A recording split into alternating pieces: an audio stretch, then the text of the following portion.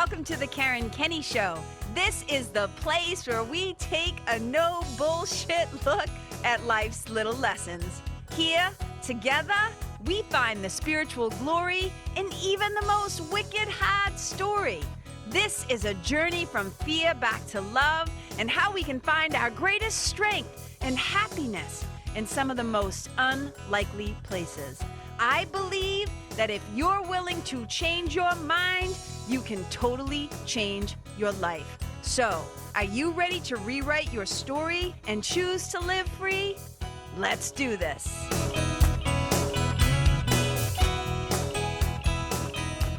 Hey, you guys, welcome to the Karen Kenney Show. I am so happy to be here with you tonight. I'm going to make this sucker short and sweet. And the reason is because it's wicked hot out and the AC unit is right next to my desk, the one that I got here from my bunny for Binky Buttons. But I don't want it to be picked up on the recording mic, you know, but I also don't want her to have to be in the heat any longer than necessary. So this episode is called, what would I call it? If I could do wicked long title graphics, like on wicked long titles on my graphics, I would call this one, It's Not the Want, W-A-N-T. It's not the want, it's the willingness. But I'm probably just going to call it the want and the willingness. So here's the deal. I'm going to tell you like where this came from, first of all. So one of the repeated things that I see, I'll give you a couple examples, but one of the repeated things that I see in the line of work that I do as a spiritual mentor, as a spiritual teacher, as somebody who runs a membership, right? My spiritual community, The Nest, who I basically work with people who are hoping to have more happiness, more peace, more happiness, more inner peace, more healing, people who are looking for a transformation, right? Of transforming these old stories, these things that have happened in their lives to assign new meaning to them. So I call the process I use your story to your glory. So I work with people who are in a place of wanting to change, wanting to grow, wanting to heal, sometimes wanting to forgive, but wanting to do some heavy lifting, right? Personal and spiritual work that affects all areas of their lives, including, hey, if you're an entrepreneur, listen up, because this work affects also your business, your creativity, and everything. But one of the things that I see happen time and time again is that people talk a good game. People talk a good game, but they don't always have what I would call the follow through, right? So they might speak up and say they want change. They might speak up and say they want to do something. They want to let go of a grievance. They want to let go of a grudge. They want to find healing from their trauma. They want People, a lot of fucking people want a lot of things. Let me say this. But if you do not have the willingness to actually do the thing, like to take the steps that are going to actually make the change, the transformation, the healing happen. It's not enough to just want a thing. You have to be willing to put in the time, the energy, the sweat equity, sometimes the financial investment, right? You've got to be willing to let go of your old story, to surrender your shit, to accept both your humanity, right? And never forget your divinity. But it takes more than just saying that you want a thing or journaling that you want a thing. There has to be a willingness to fill in the blank, 1,000 things. Call upon your spiritual team to surrender. And I see one of the things that keeps people stuck again and again and again in their suffering, because this is what the work that I do is designed to do. It is designed to save people time, energy, and suffering, right? So it's like, why wouldn't we want to quicken up? And I'm not talking about rushing the process, right? If you just listened to my a recent episode, I talk about this all the time. It's an ongoing process. Healing, transformation, it takes time. But why not, though, speed up. And when I say speed up, I mean like save time. Why not save time? And how long you're going to have to suffer or put up with your own nonsense. Why wouldn't we want tools and practices and things that, here's the key, stay with me now, here's the key, that we have to actually implement, right? We gotta, you can't just talk about it, because people have a good talk game. People, little jabberwockies, love to run their mouths and talk about the dreams they have, the things they want to do. And where this really got lit up for me is I was in a conversation with my dear friend, old friend, and writing coach, Sarah Lovett. And I just love Sarah. She just holds such wonderful space, and she's so smart when it comes to all things books, writing, you know, the whole thing, the whole gambit. She's a very successful writer herself. And we were talking about how so many people say that they want to write a book. But when you actually sit your ass down, you guys, and it's just you in the chair, facing the page or facing the blank screen or facing like you and your history, especially if you're a memoirist, right? Or a personal essayist or whatever. Or even if you're a novelist, somebody who writes fiction, and you're thinking like, I have to write how many pages with these characters? Like, wait, what? Because it can be such a daunting creative process. So there are so many people out there who say they want to be authors, say they want to be writers, right? Say they want to be whatever. But when it comes down to sitting their ass down and getting down, it's a lot of downs, and getting down to business, not a lot of takers right now. Sure, there's been a gazillion people who have written books, but think about even just right now, just think if you know somebody who said, I've always wanted to write a book. Even, it doesn't even have to be a book, but that's where the inspiration came from, is when Sarah and I were talking about this, and we were saying, it's not the want, it's the willingness. It's not the want, it's the willingness to do the thing. And I see it a lot too. Like I can just say, for example, I just moved the book in A Course in Miracles. I always jokingly say that A Course in Miracles is the most unread best-selling book of all time, because people they want that thing of being able to have the miracle of shifting your mind from fear to love, right? People want it. But when they sit down and they look at the text, and then they look at the 365 daily lessons, they're like, oh, I don't know. Oh, if you could see me right now, I'm doing this funny thing with my arms. Like, oh, like, I don't know if I really want to do that work. I don't know if I'm willing. No, well, let me say this. They want the outcome. This is what my sweetie always says this. People want a different outcome, but what they really want to do is just keep doing the same old shit, but then miraculously have something different happen at the end. Like, oh, you know, like, oh, I don't know, fill in the blank. I'll just use junk food in losing weight, right? None of this is body shaming. It has nothing to do with that. It's a wicked easy example. People say that they want to get more fit, that they want to, you know, lose weight. They want to start going to the gym, drinking more water, you know, taking good care of themselves. And then you see them, they're like sucking down like massive coffee or friggin' a ton of like Mountain Dew and stuffing ho-hos and Twinkies and Doritos in their mouths. And they're still on the couch. You know what I mean? I'm not making any of those things bad. I'm just saying that we have these examples. And I'm sure right now, if I like pulled you to the side and said, hey, be wicked honest with me. Was there ever a thing when you said, I want this? And when it came time, when it was laid out in front of you, what would be required for you to actually do the thing, that you get a sharp wake up call that the willingness maybe isn't there. And I see it a lot. Again, let's go back to my lane of storytelling, right? And spirituality. I see a lot where people will come to me for spiritual mentoring, for spiritual work.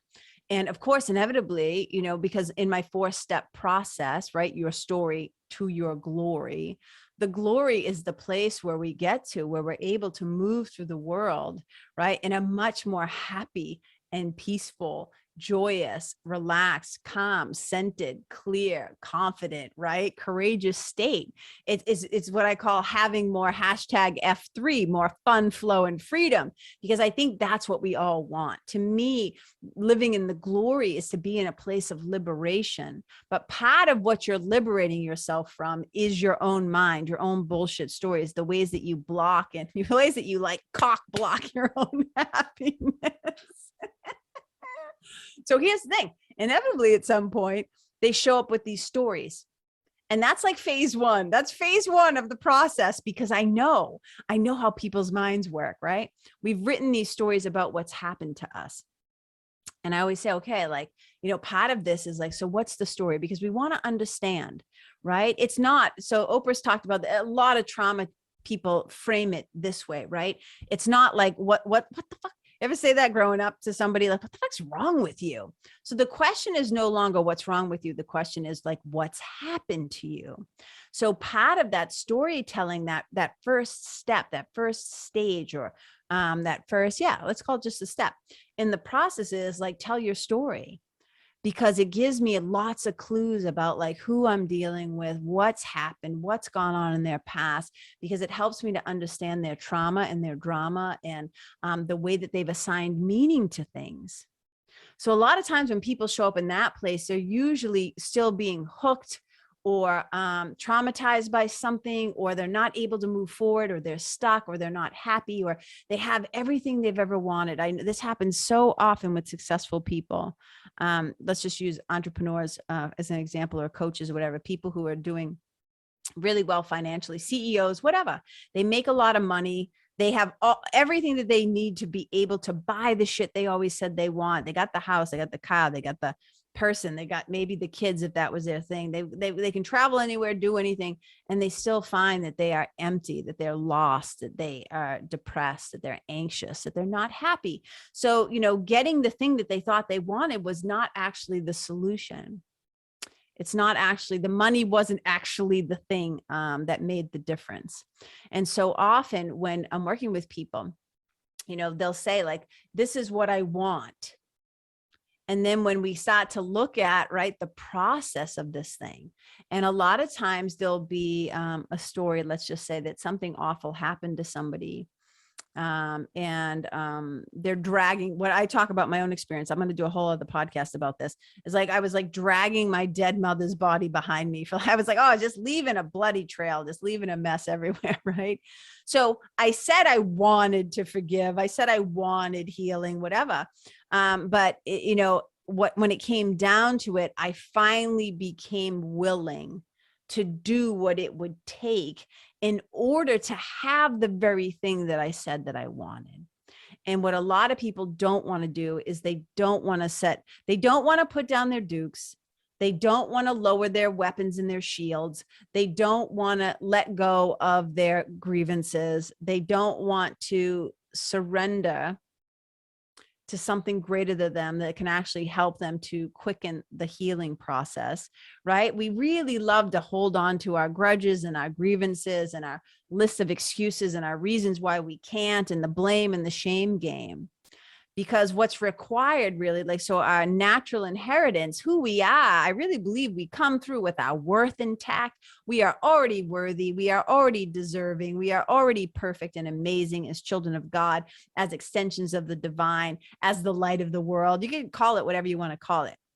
We come in perfectly polished and intact. But then we get roughed up a little bit, don't we? We get a little roughed up by this human experience. We start to lose our shine. We get a little dull. We get a little less polished. We start to take on layers of muck and guck. And is guck a word? Muck and stuff and guck and all kinds of things. And then we forget that we already came through in our natural inheritance state of innocence and perfection and holiness and happiness and peaceful, in a place where there's a feeling of internal ease, but not just ease, but also like stability, right? Confidence, strength. And then slowly we get picked apart. Remember that movie, The Birds? Are any of you old enough? Any of my listeners old enough to remember that movie, The Birds, Alfred Hitchcock? And those birds just like took over the town. They were like pecking people to death. That's how it feels like, this human experience, right? It's like death by a thousand tiny paper cuts. But sometimes it feels like we're getting picked apart, pulled apart, or what I would call like dismembered. We get dismembered in this human experience. We get pulled in all these directions. Everybody's needing our attention, and the phone's going off, and the fucking Instagram and the Facebook and the dinging and the responsibilities and other people's needs. And then you're in a relationship, and maybe you're raising kids, and maybe you're trying to run a business, or maybe you're trying to write a book, and you got 17 balls juggling in the air, right? And you feel dismembered, and you feel disconnected, and you feel separate. One of the great gifts of spiritual work, one of the great gifts of being in spiritual community, whether that's in something like the membership, like the Nest, or for some people, right, their church is a very safe place and they love it. For some people, it's a yoga studio or a temple or a meditation place, or just a group of friends where you can get together and be your full and holy and whole self, right? And those places that allow us, to heal. So having those places are so wicked important. It's one of the reasons why I created the Nest, so that there would be a safe community for people to gather together, so that they don't feel so alone, so that they have support as they're trying to navigate this whole intense human experience. When you're in the human experiment and experience, which is like this big classroom, sometimes it just feels like you're continually like getting knocked on your ass. So having somebody else to reach down and pull you back up, to lift you up and to support you. And not only that, but to give you helpful tools and resources that allow you to help yourself, that allow you to help yourself to play a proactive role in your own healing. That's what a good mentor and teacher does. Is they help you to remember. We're going to get to that because I was just talking about what the world does. The world dismembers us. The ego world makes us compete and compare, and others, like say them versus us, and it does a lot of othering. You're different than me. You look different than me. You love different than me. You have sex with different people than me, like the whole shebang, right? We love to dismember and pick apart. But when we create safe communities where people can come and feel connected and not so alone, and they feel heard and like they matter. And like I said, you can find it in different places. And my hope for everybody is that you have at least that one safe place. For me as a kid, as a young kid, one of those places was a library, bookstores, being around books. Like, oh my God, like that was one. And it's still to this day, one of my safe places, right? That and being with animals, always like one of my safe places. So I understand that. But so we get pulled apart. And what work does, this kind of spiritual and personal transformational work, what it does is it remembers us. It puts us back together. So we often think of the word, and I say this all the time, but we often think of the word remember as having its opposite to be to forget, but its opposite is dismember. So to remember, to put back together, to bring back to wholeness and holiness. This is what? To remember who you truly are as one of God's kids, to remember who you truly are as the light of the world, to remember who you truly are as somebody who actually matters. But in order to have that experience, we have to let go of all the other bullshit stories that we've fed ourselves, that we've been told from people in sometimes your origin family, your earliest caretakers, your sibling, your community, your culture, your school, your church, right? Where people, you could be your whole neighborhood, or like, you'd say, oh, the Italian kids or the Irish kids, like however you were brought up, right? Your people, the clan, the crew, the people that raised you. Right? And sometimes we can get pulled apart by the things that they say to us out of their own trauma that's unhealed, out of their own generational shit that was like passed down where it didn't stop with them. And that's one of the things I always say to my one-to-one clients and the Nest members. It stops here. The buck stops here. It stops with you. That is your job. That is your job, is to get your shit together. That is one of the greatest gifts that you can give your own children, is to get your shit together, to give them glimpses of, experiences of, to show, to demonstrate, to teach them about your own happiness and your own inner peace, your own inner stabilizers that allow you to show up as the adult that you needed when you were a kid, but now you get to do it with those around you, especially the younger ones, because they need sane, stable leaders, teachers, examples, people to guide them. And so if we're not willing to do the work, I see people all the time that they want to be better parents. They want to be better fill in the blank, right? It's like, okay, to want is not enough. Where's the willingness? Are you willing to get up an extra hour early to do your meditation and prayer practice, right? To do your journaling practice, to go outside and take a walk, to allow your mind to be quiet and still if you're somebody who does walking meditation, right? Are you willing to X, Y, and Z? Cough up the cash, right? To invest in yourself, some continuing education. Are you willing to take the time to sit down and watch the video modules or to listen to the podcast or to go to the bookstore, preferably local independent bookstores, right? So are we actually willing? And it's really important that you come clean with yourself, that you stop lying to yourself, that you admit to yourself when you just talk a good game, but you're kind of full of shit about actually implementing and integrating. And again, that's the whole point. I think, like oftentimes we think about, how do I say this? So if you've been around it all, right? Because the whole world went into lockdown the past 18 going on however many months, a lot of learning opportunities like went online. So a lot of groups popped up, memberships, courses, online learning, all this stuff. And one of the things is, I know so many people who are serial course buyers. They buy a lot of things. They're willing to like put their money on the line, but then they don't actually show up. They don't download the videos or the transcripts or the audios. They don't listen to it, and they certainly don't put it into practice. And that's one of the genius things about the nest. The whole point of the nest is to put into practice, is to integrate and implement, take action.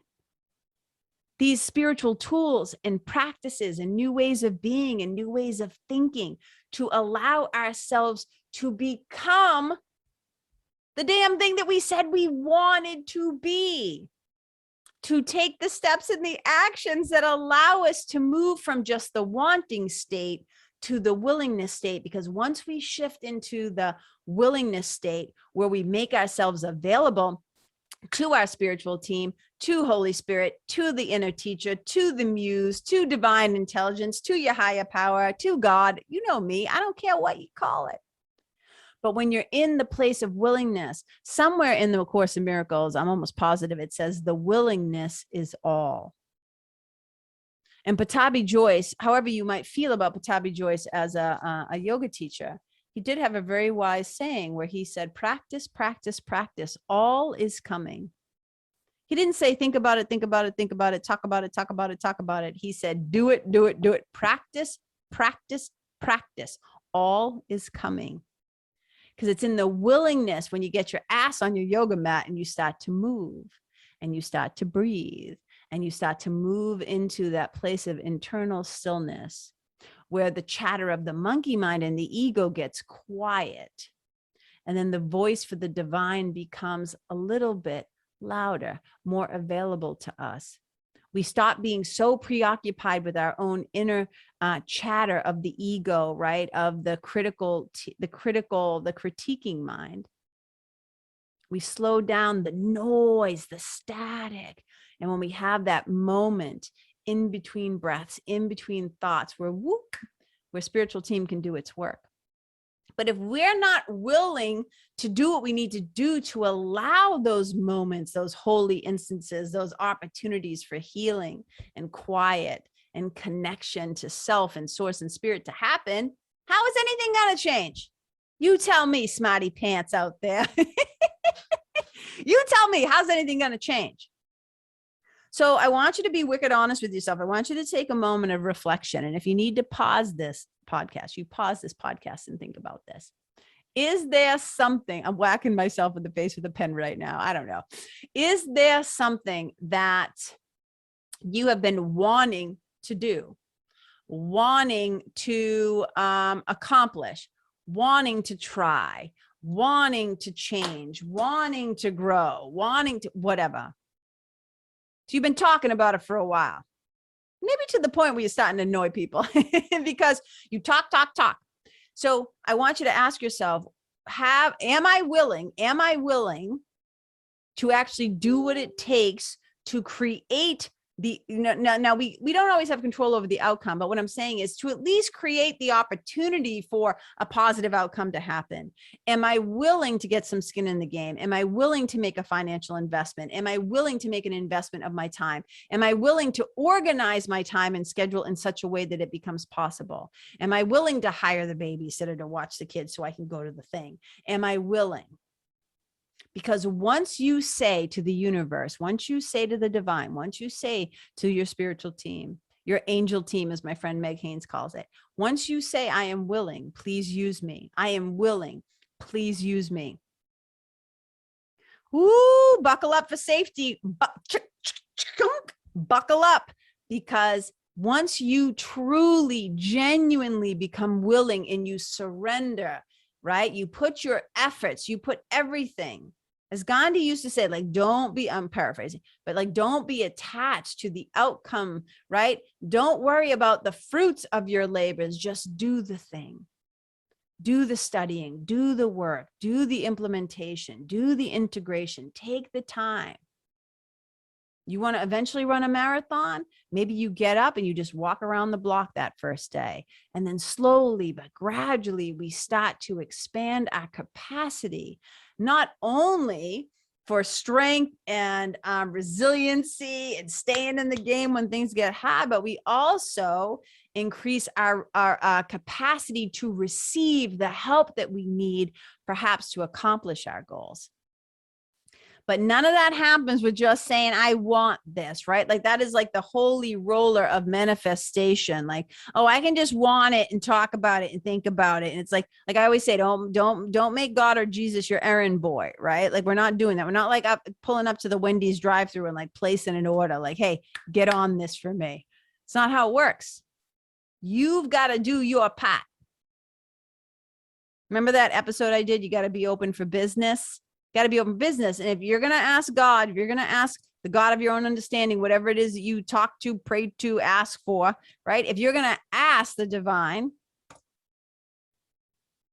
for help, if you're going to ask the divine to guide your steps, you better be willing to move your damn feet. You better be willing to do it. So this is just an opportunity for all of us, right? So for a long time, I want to finish this book. I want to finish the first draft of this book. I want to do this. I want to do this. I want to do this. And finally, I am consistently churning out pages. And there's a whole backstory. There's a lot of stuff behind it. We don't have time for me to go all into it, but I want you to know I am no stranger to the struggle between the want and the willingness. And sometimes it's not that we're not willing, but we truly have a block. We need some help getting past the thing, getting the fuck out of our own way. And that's why good teachers, good mentors, good coaches, we have good teachers, good coaches, good mentors. We know sometimes that our humanness, our ego mind, our fear, right? Sometimes deeply embedded in the subconscious fear, take us out at the knees. We get in our own way. And this is why it's so helpful to have at least one person if you can. And sometimes that one person might not even be alive. I can't tell you how many of my teachers, I first came to know them in books, through their videos, through their newsletters, through, all the different ways, but have never met them in person because they died before I was old enough, right, to become aware of them. So books can be very powerful teachers. Books saved my lives. I was talking with my dear friend, Georgina Durkin, who's going to be on the podcast. You guys, you got to listen to that episode. Holy Jesus. Georgie is known as the soul whisperer, and she's an incredibly gifted, intuitive therapist, we would say, meaning she has a lot of different therapies that she uses when she does her work to speak to you about the truth of your soul and your soul's calling. She's a powerful and gifted healer. But that episode, you better watch that sucker. Be on the boop, boop, look out for that. And she and I were just kind of, talking about about all this stuff today too. And so here's the thing, you guys, let's start to get radically honest with ourselves, right? Let's not try to pull the wool. I don't even like that saying, but don't try to pull the whatever over your own eyes. I'm not into wool. I'm not into wool. You know what happens to those poor sheep when they shear them for the wool? Sometimes things don't go well in the sheep's favor. So I'm not a fan. I'm not a fan of anything. I don't wear the down. I don't wear silk. I don't wear wool. I don't wear any of those things where any animals could possibly be hurt. That's a little sidebar, and we're back. So here's what I want to say. Let's get wicked clear with ourselves. Let's stop bullshitting ourselves and let's get down to business. If there's something you've been saying that you want to do, we have to move past just the words. And we have to start to step into, and maybe a daily prayer. So a daily prayer that I say every day, it's a little bit adapted from A Course in Miracles. It says, please have me go where you would have me go, have me do what you would have me do, have me say what you would have me say, and to whom, please use me. Please use me.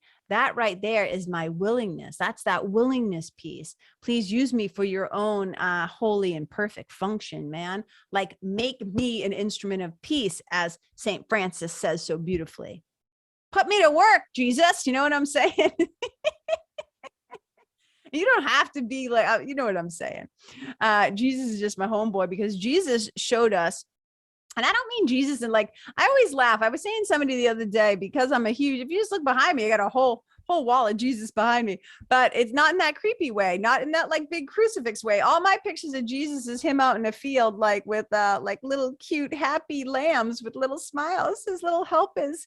Because I like to think of alive Jesus, because alive Jesus was amazing, because he just went around talking to people, feeding people, not judging people, loving people, healing people, right? So to me, what Jesus did is he showed us what's possible. He showed us what we are capable of, the level of love that we are capable of. And I was joking with my friends the other day saying, you know, whenever I talk about Jesus with the kind of adoration and affection and devotion that I do, Christian people always think that I'm like in their camp. Like, they always just assume like I'm a super Christian-y person. And I'm like, no, I'm just like a free agent. And I think Jesus is a free agent too. And I think that you can love him in all kinds of, I was on a call last night teaching in my friend's amazing membership and community and group called Divine Feminine Mastery, my friend Meg Haynes. And I was talking with them in the group about how, you know, as a Catholic kid, like, you know, coming up, people, and that's another thing, when I talk about, you know, the experiences that I had, people out of, they're like, oh, you were a recovering Catholic too. Did you leave the church too? And I'm like, well, I don't really go to church, but I'm not sitting here. Like, I kept what worked for me. I kept the things that resonated with me, and I got rid of the rest. And people are just like, you can do that? And I'm always like, yeah, why can't you have? And this is the work that I do. It's helping people to deepen their relationship. It's part of the work that I do, helping people to deepen their relationship to self, source, and spirit, helping people to deepen and define their own personal interpretation and relationship of God. I'm going to do a whole podcast episode on that called Don't Let Them Ruin God for You. Oh, I cracked myself up, you guys. All right, here's the deal. I think I've talked about this long enough. I just want this to sink in. Are you picking up what I'm putting down? Around, my hair is crazy right now because it's so humid up here. Are you picking up what I'm putting down around the whole, it's not enough to just want a thing, that you got to take the steps, you got to get invested, you got to do some of the work. Right? You can ask for help, because sometimes you're like, I don't know what to do. I don't know how I'm going to do this, but start with the willingness. I'm willing to be learnable. I'm willing to be, I know it's not a real word. I'm willing to be learnable. I'm willing to be teachable. Please use me. I am willing to put some skin in the game, some effort. I'm willing to invest if that's what it, you know what I'm saying, in different scenarios, right? And sometimes we put on a good show. Let's talk about that before I wrap it up. Sometimes we put on a good show, right? We say, oh yeah, like, okay, here's a perfect example. Thank you, spiritual team on the job. Where's my scrunchie? Oh my God, I'm so hot, you guys. So here's something, I'll give you this. So I belong to a local gym, and I go in the gym like 4 times a week, busting my ass, picking up heavy things and putting them down with my sweetie. I lift things up and I put them down. So I do this. And then most of the time I go outside to run or to walk or whatever. But every once in a while, if it's like pouring, thundering, whatever, I end up having to do shit like cardio in the gym. And I'm always fascinated and mind boggled. I'm going to be totally honest, by people who come into the gym, sit on a machine, like they sit on the leg extension or whatever, and they just scroll their phone for 15 minutes. I not, do I sound a little judgy? I don't mean to be judgy. I'm really curious about what this is about. I have some theories, but what the point I'm getting at is then there'll be other people who are on the cardio machines. When I tell you they are on like a recumbent bike, sitting on their ass, pedaling so slowly that I don't even know if any calories are getting burned. Like they'll be reading a book or something and they're so distracted. And I get it. Like stories suck us in, man. The mind just gets encompassed and you forget. And they just are barely getting one rotation. Like it's just like so slow. And here's the thing. Here's what we're doing to ourselves and fooling ourselves. I'm not saying in all of these instances, I'm not judging you. Here's what I'm saying is happening though. It's like when you sign up for a membership, let's use that. I'll come back to the gym people. You sign up for a membership because you say you want to change. You want the transformation. You want to stop hurting and suffering and judging, and you want to forgive. You want. But then you don't ever show up on any of the calls. You don't do any of the modules. You don't do any of the things that would actually help you to heal. When the doctor says, hey, you if you want to feel better, you're a physical therapist, right? You got a reoccurring injury. And they're like, do these exercises. You know how many people go home and never do the exercises that were given to them to strengthen them, to get them back in alignment, to stop the pain, to heal? Just like people at the gym. But here's what it does.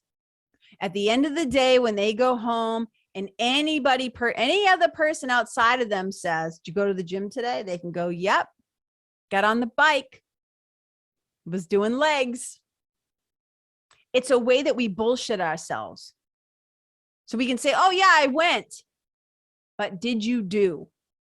So we got to be wicked like hawk. We got to watch ourselves like a hawk for the ways that we get in our own way, the ways that we sabotage, the ways that we're actually not willing. We're actually just putting on a show. We're performing, we're pretending, but we're not actually practicing and implementing and doing. So if any of this has landed for you, and look, once you become aware, let's just say there is something and you're like, oh, KK, you're so right. I've been blah, blah, blah, blah, blah. This is now not the time to judge yourself, beat yourself up, be mean to yourself. It's an awareness. And you're like, oh, this is time to get curious. Why do I say that I actually want it? Do I want it because somebody else wanted it for me? Do I want it because my parents always said that they wanted me to be a doctor or a lawyer? Do I want it because I think I'll be more lovable if I fill in the blank, get skinnier, get smarter, get whatever, right? Is it outside forces that are driving this thing? Is it not truly your want? Because usually if there's something that we truly deep down want, we're often more willing to do some shit to make sure that that dream, that goal, that vision, that mission, that ministry or whatever actually happens and comes true.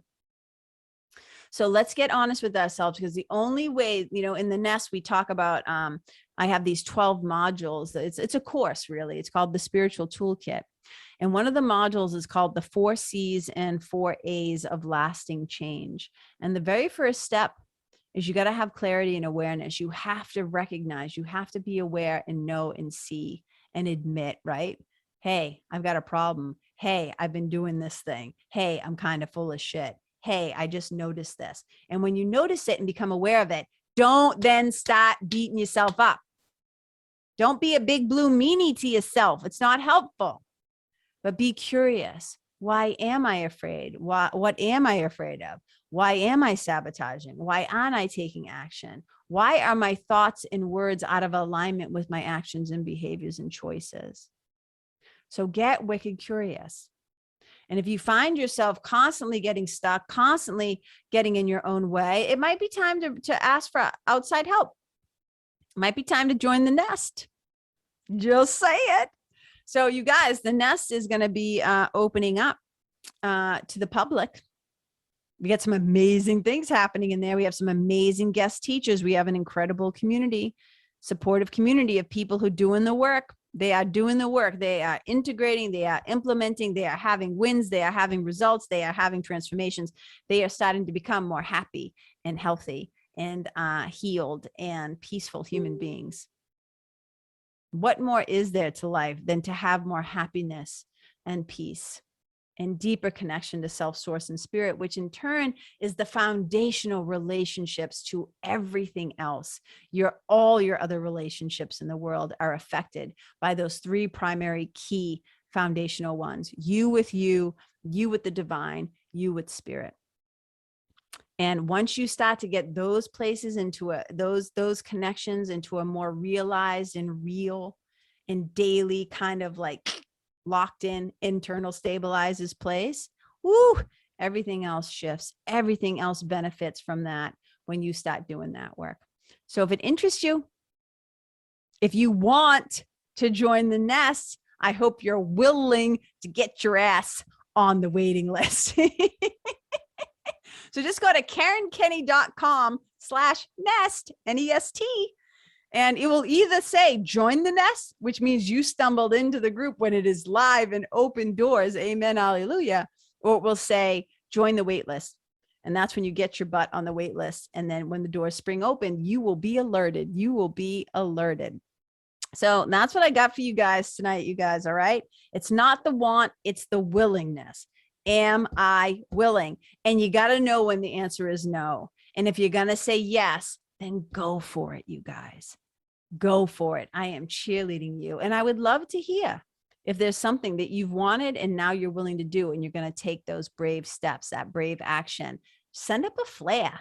Let me know. Tag me in a comment. Send me a DM, whatever, and say, KK, I'm going to go for it. I'm going to do it. I'm willing.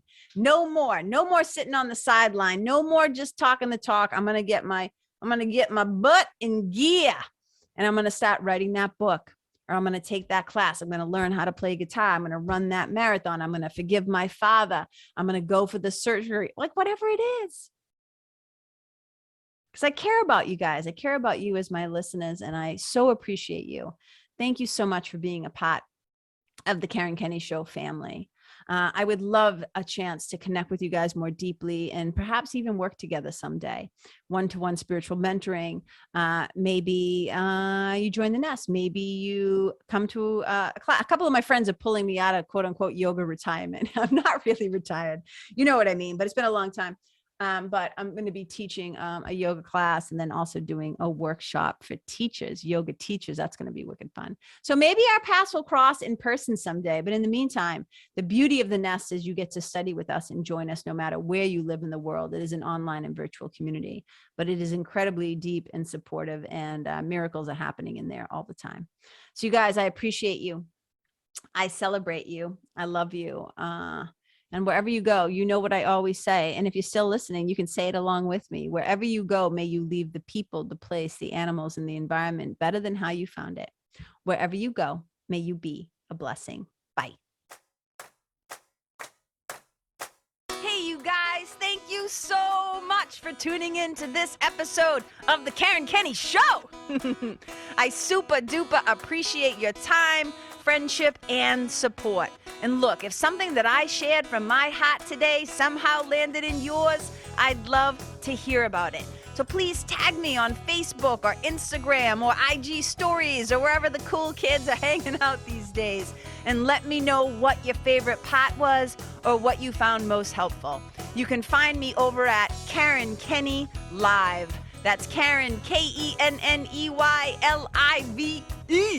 And if you're digging what I'm saying and you want to hear more, I'd be wicked grateful if you could go to iTunes and subscribe and leave a review, because you guys, that's how you'll help me to keep spreading the love. And if you can think of someone that could benefit from hearing this episode, please share it with them. I'd also love to stay connected with you. So if the feeling is mutual, please go to KarenKenney.com/freebie and download my free guide to building your spiritual team. Until next time, my brothers and sisters, keep living in the fearless flow. Know that I see you, I appreciate you, and I love you. And wherever you go, may you be a blessing.